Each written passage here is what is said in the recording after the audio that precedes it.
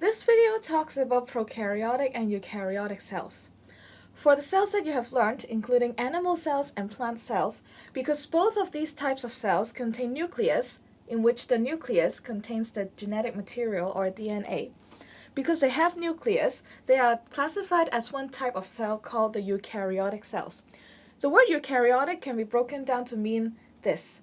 Eu means true and kary means nucleus. So eukaryotic cells are cells which have a true nucleus. However, there are some cells without a true nucleus.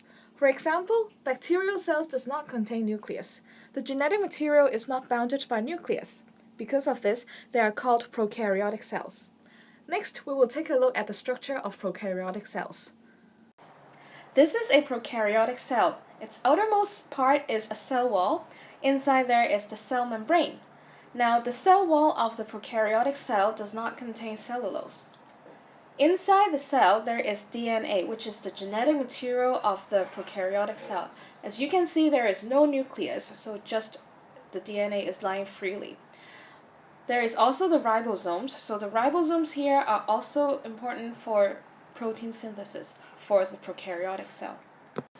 Prokaryotic cells are usually smaller than eukaryotic cells. They have no true nucleus, and usually the DNA just lies freely in the cytoplasm, while in eukaryotic cells there is a true nucleus with DNA inside.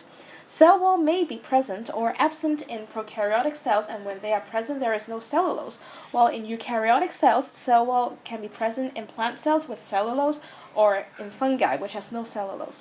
There is no ER or membrane-bound organelles such as mitochondria or chloroplast in prokaryotic cells, but in eukaryotic cells, ER as well as membrane-bound organelles like mitochondria is present.